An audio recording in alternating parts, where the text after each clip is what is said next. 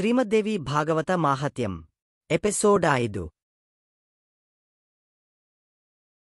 అందుకనే మరింక ఏ మహాపురాణాలు దేవి భాగవతంలో 16వ కళకైనా సాటరావనడం. ఇందులో ఉన్న ధర్మప్రబోధం, మణిద్వీపవర్ణన, దేవిగీత మరింకెక్కడా లఢించవు. అందుచేత దేవీ భాగవతాన్ని పయించడం వినడం అత్యంత పుణ్యప్రదాలు, భుక్తిముక్తిదాయకాలు. దీని ప్రభావాన్ని త్రిమూర్తులు కూడా పూర్తిగా వివరించి చెప్పలేరంటే అతిశయోక్తి కాదు. ఆ తల్లి పాదపద్మాల నుంచి రాలిపడిన ఒక రేణువును శిరసావహించి ఆ త్రిమూర్తులు తమ తమ విధులను నిర్వర్తించగలుగుతున్నారు, జగదారాధ్యులు అవుతున్నారు. ఇంతకన్నా మహాదేవి మహిమకు నిదర్శనం ఏం కావాలి? ఆ జగదంబికకు నమస్కరిస్తున్నాను. ఆ తల్లి సుధా సముద్రంలో మణిద్వీపంలో చింతామణి గృహంలో విరాజిల్లుతూ ఉంటుంది, చిరునవ్వులు చిందిస్తూ ఉంటుంది. సన్నిధిలో నిలిచి బ్రహ్మేశాచ్యుత శక్రాది దేవతలు సకల ఋషులు ఉపాసిస్తూ ఉంటారు.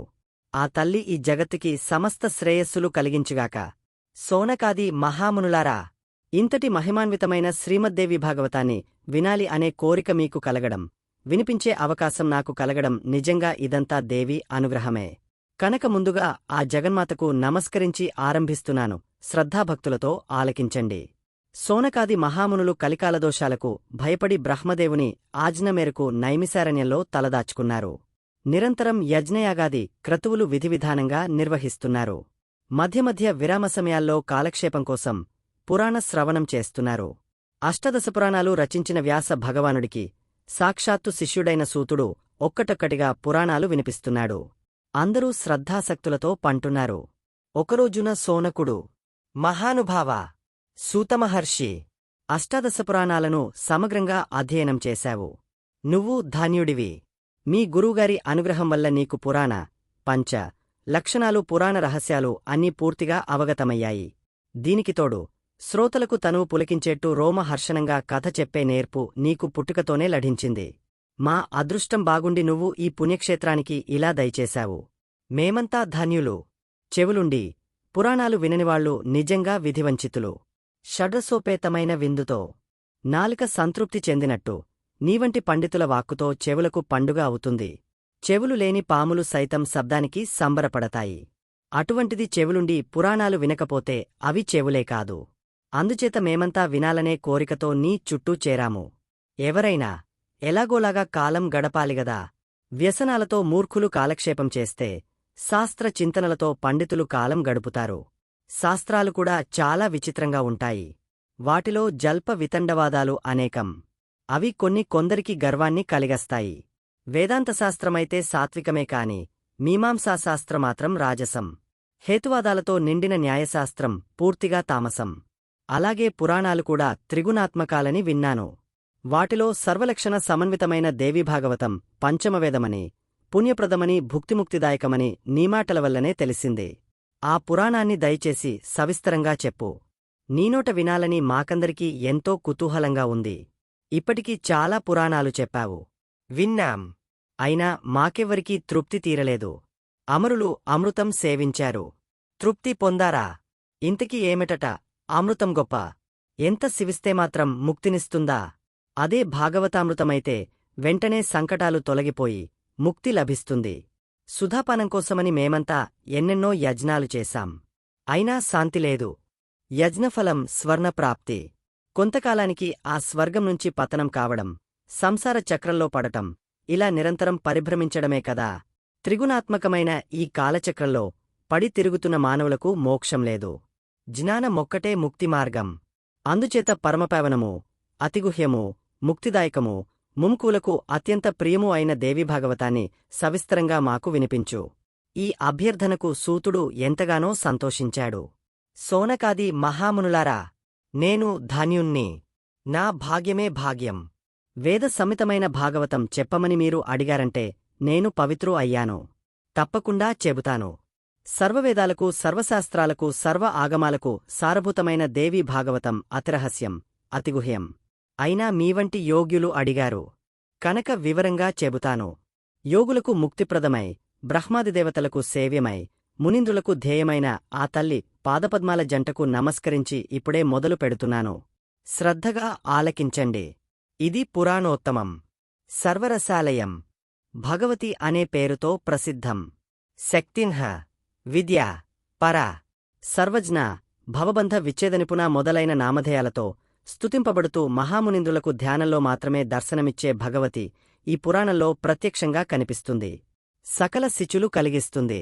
సదసత్స్వరూపమైన ఈ అఖిల జగత్తును త్రిగుణాత్మకమైన స్వీయశక్తితో తానే సృష్టించి, రక్షించి కల్పాంతంలో ఉపసంహరించి ఒంటరిగా వినోదించే ఆ విశ్వజననిని, ఆ లోకమాతను మరొక్కసారి మనస్సులో స్మరిస్తున్నాను. వేదవేత్తలైన పౌరాణికులు బ్రహ్మదేవుడు సృష్టికర్త అనికదా చెబుతారు. ఆ బ్రహ్మదేవుడు శేషశయ్యపై విశ్రమించే విష్ణుమూర్తికి నాభికమలం నుంచి జన్మించాడని, అతడి సృష్టి స్వతంత్రం కాదని జీవుల కర్మానుసారం జరుగుతుందని వారే అన్నారు. ఇంతకీ ఆ విష్ణుమూర్తికి ఆధారం ఆదిశేషుడు. ఆదిశేషుడికి ఆధారం మహాసముద్రం. అది సలిలం, రసస్వరూపం. పాత్రలేకుండా జలం నిలబడుతుందా ఎక్కడైనా? ఆ పాత్రయే, ఆధారమే జగజ్జనని. ఆ సర్వశక్తి స్వరూపిణి పాదపద్మాలను శరణు వేడుతున్నాను. విష్ణుమూర్తి యోగనిద్రలో ఉన్నప్పుడు నాభికమలంలోని బ్రహ్మదేవుడు ఆ జగన్మాతను స్తుతించాడు. సగుణరూపిణి, నిర్గుణరూపిణి, మాయాస్వరూపిణి, ముక్తిప్రదాయిని ఆ తల్లిని ధ్యానించి దేవీ భాగవతం సవిస్తరంగా చెబుతున్నాను.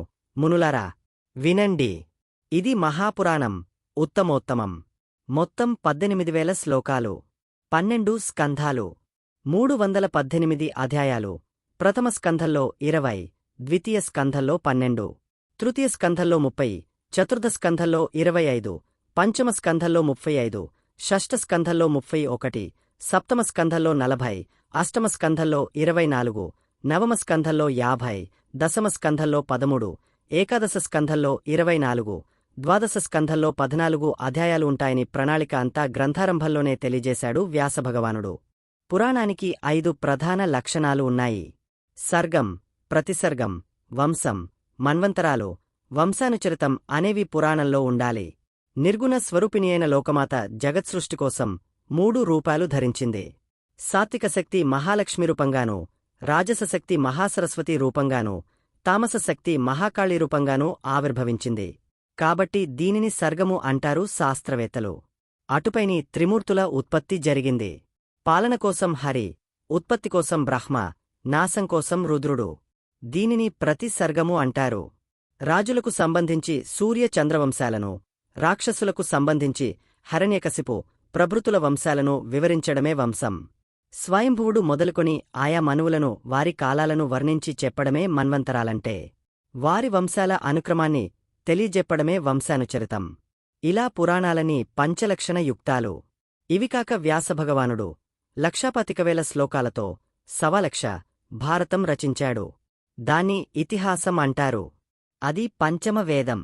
ఇంతవరకు చెప్పి ఎందుకనో సూతుడు ఒక్క నిమిషం ఆగాడు. అప్పుడు శౌనకుడు మళ్ళీ ఇలా ప్రశ్నించాడు. సూతమహర్షి, నువ్వు సర్వజ్ఞుడివి. అందుచేత ఆ పురాణాలు ఎన్ని, ఏమేమిటి సవిస్తరంగా తెలియజేయి. మేమేమో కలికాలానికి భయపడి ఈ నైమిసారణ్యంలో నివసిస్తున్నాం.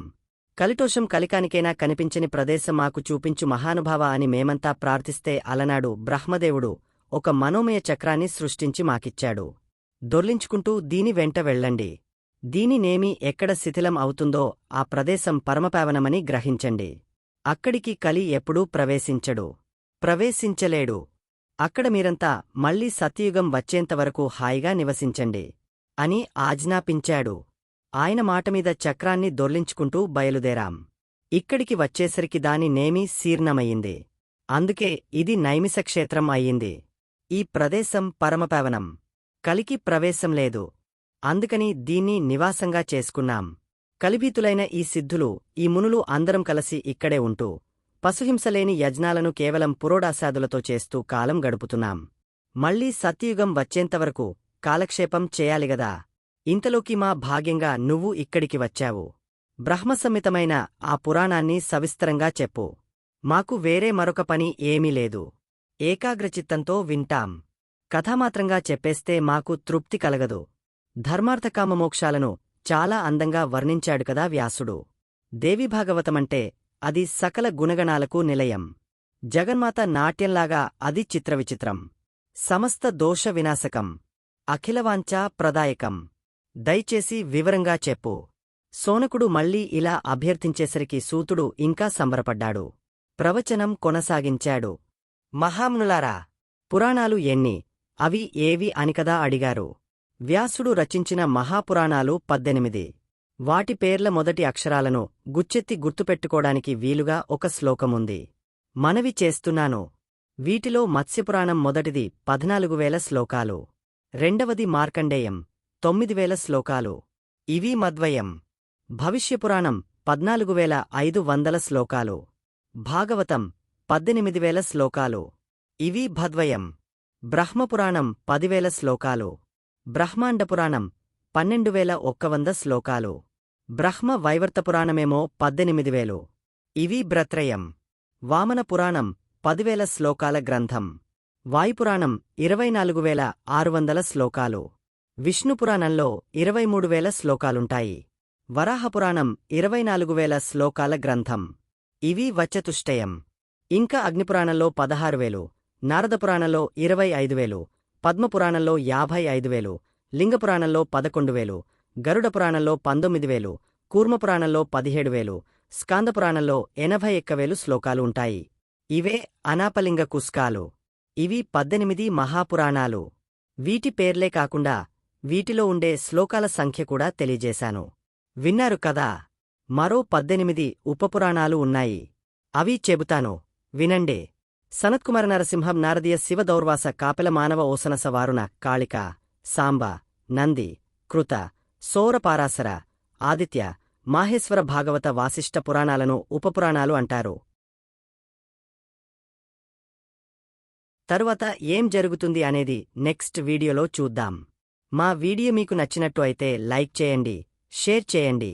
ముఖ్యంగా సబ్స్క్రైబ్ చేసుకోవడం మరచిపోకండి. మీ సలహాలు సూచనలు ఏమైనా ఉంటే కామెంట్ చేయండి. సోషల్ మీడియాలో ఫాలో అవ్వండి.